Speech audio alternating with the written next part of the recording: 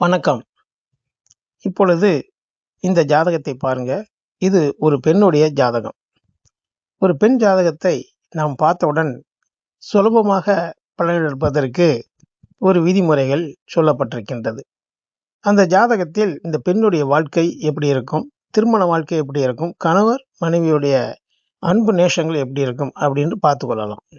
இப்பொழுது இந்த ஜாதகத்தில் பாருங்க, மிகப்பெரிய ஒரு தோஷங்கள் அடங்கிய விதிமுறை கொடுப்பனை உடைய ஜாதகம். இந்த பெண்ணுக்கு கல்யாணம் ஆகி 4 வருஷத்தில் கணவரை பிரிந்து விட்டார். இந்த ஜாதகப்படி ஒன்று கணவரை பிரியணும், இல்லை கணவருக்கு ஒரு ஆபத்து வரணும் அப்படின்னு தான் விதி. அது என்ன ரீசன் அப்படின்னு சொல்லி இந்த ஜாதகத்தை நம்ம பார்த்தால், இந்த ஜாதகம் கடக லக்கணம். கடக லக்கணத்திற்கு 7ஆம் இடமாகிய திருமணஸ்தானம் அந்த மகர லக்கணத்திற்கு 2, அதாவது 7க்கு 7ஆம் இடத்திற்கு 2ஆம் இடத்தில் செவ்வாய் வக்கரப்பட்டு இருப்பது ஒரு தோஷம். அந்த 7ஆம் இடத்திற்கு 5வது இடத்தில் கேது இருப்பதும் ஒரு தோஷம். அப்புறம் அந்த 7ஆம் இடத்திற்கு மகர லக்கணத்திற்கு பாதகாதிபதி விருச்சிகம், லக்னாதிபதியும் சனியும் ராகுவும் அந்த இடத்தில் இருப்பது, விருச்சிகத்தில் இருப்பது, பாதகத்தில் இருப்பது ஒரு தோஷம். அப்படி என்றால் எந்த நிலையில் கல்யாணம் ஆனாலும், எந்த வயசில் கல்யாணம் ஆனாலும் சரி, அதிலிருந்து குறிப்பிட்ட ஒரு 3 வருஷம் 4 வருஷம் மட்டும்தான் வாழ்க்கை போகும். அதுக்கப்புறம் பிரிவினை ஏற்படும் என்பது இந்த ஜாதகத்தின் கொடுப்பினை. இவ்வாறு நம்ம பார்க்கும்போது இந்த ஜாதகத்தை இப்படி பார்க்கும்போது பொருத்தத்தில் நாம் அதை எப்படி பொருத்த வேண்டும் என்றால், கணவருக்கு தீர்க்க ஆயுள் இருக்கிற மாதிரி உள்ள ஜாதகத்தை நாம் பொருத்தினால் ஓரளவுக்கு அவர்கள் தப்பித்துக் கொள்வார்கள். இது நம்ம பொருத்தம் பார்ப்பதற்கு மிக முக்கியமான ஒரு கொடுப்பினையை பெண் ஜாதகத்தில் பார்க்க வேண்டும். இப்போது எந்த பாவத்திற்கு 4ஆம் பாவமாக வரும் அதிபதி 6, 8, 12 இருந்து பாதிக்கப்பட்டால் அந்த பாவத்திற்குரிய அந்த பாவத்திற்குரியவருக்கு வாகன விபத்து தரும் என்பது விதியாகும். இதில் 7ஆம் பாவத்திற்கு 4ஆம் அதிபதி செவ்வாய் 2இல் வக்கரம் பெற்று அதற்கு 8ஆம் அதிபதி சூரியன் 12ஆம் அதிபதி குருவால் செவ்வாய் பார்க்கப்பட்டதால் கணவர் விபத்தில் இறக்கும் நிலையை தந்தது. வாகனத்தை குறிப்பவர் சுக்கிரன், அதற்கு 9இல் செவ்வாய் வக்கரம் பெற்றிருக்கு, 12இல் கேது. இதனால் கணவருக்கு விமான விபத்தில் இறக்கும் நிலை ஏற்பட்டது.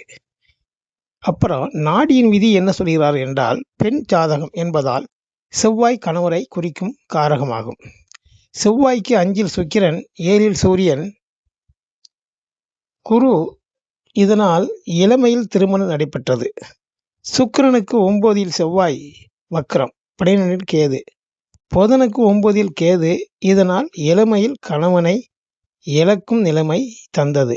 செவ்வாய் வக்கரம் பெற்றதால் 4, 8, 12 இருக்கும் கிரகத்துக்கேற்ப பலன் தருவார்.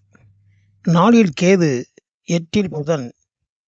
இதனால் துணைவரை இழக்கும் நிலை ஏற்பட்டது.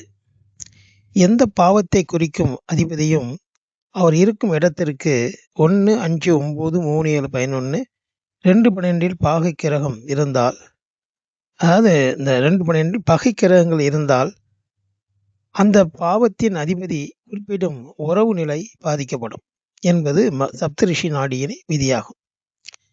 லக்னத்திற்கு 7ஆம் அதிபதி சனி, இவர் விருச்சகத்தில் ராகுவுடன் இருப்பது, அதற்கு 7இல் கேது, 11இல் புதன். இதனால் பிரிவினையை தரும் என்ற நிலையும் துணைவரை இழந்து நிற்கும் நிலையும் தந்தது. 7ஆம் அதிபதியுடன் ராகு கேது சம்பந்தம் பெற்றாலும் துணைவரை விட்டு பிரிந்து செல்லும் நிலையும் அல்லது இழக்கும் நிலையும் ஏற்படும் என்பது நாடியின் விதியாகும்.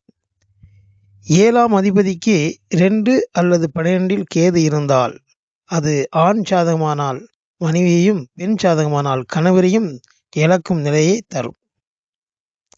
வயதான காலத்திலே கோச்சார் நிலையில் ராகு கேது இவர்கள் ஒருவரின் வாழ்வை முடித்து வைக்கும் கிரகங்களாவார்கள். காரகத்தை குறிக்கும் கிரகம் பிறந்த ஜாதகத்தில் இருக்கும் இடத்திற்கு ராகு கேது வரும் காலம் அந்த காரகம் குறிப்பிடும் உறவுக்கு உடல்நலம் பாதிக்கப்படும். அவருக்கு மாரக தசாபுத்திக்கு நடைபெறுமானால் அக்காலம் மாரகம் தரும். உதாரணமாக மீன லக்கணம் ஜாதகம் 7ஆம் அதிபதி புதன் மிதுனத்திலே அதற்கு 2ல் கடகத்தில் கேது, கோச்சார் நிலையில் கேது கடகத்தில் வந்து காலம் அதாவது கடகத்தில் வந்த காலம் மனைவியை இழக்கும் நிலையை தந்தது. பிறந்த ஜாதகத்திலும் புதனுக்கு 2ல் கேது இருந்தது. ஜாதக ரீதியாக மனைவியை இழந்து வாழும் நிலையும் தந்தது. எந்த காரகத்தை குறிக்கும் இருக்கும் வீட்டிற்கு அல்லது அதற்கு 7ல் கோச்சார ராகு கேது வரும் காலம் அந்த காரகத்திற்கு தீமையை தரும். இவரது மகன் ஜாதகம் ரிஷப லக்கணம் 4ஆம் அதிபதி சூரியன், சிம்மத்திலே அதற்கு 12ல் கேது வந்த காலம் கடகத்தில் தாயாரை இழக்கும் நிலையும் தந்தது. இதிலிருந்து எந்த உறவை குறிக்கும் காரகருக்கு 1, 2, 12ல் ராகு கேது வருமானால் அந்த காரகருக்கு உடல்நிலை பாதிக்கப்படும் அல்லது அவருக்கு இறப்பையும் தரும் என்பதை அறியலாம்.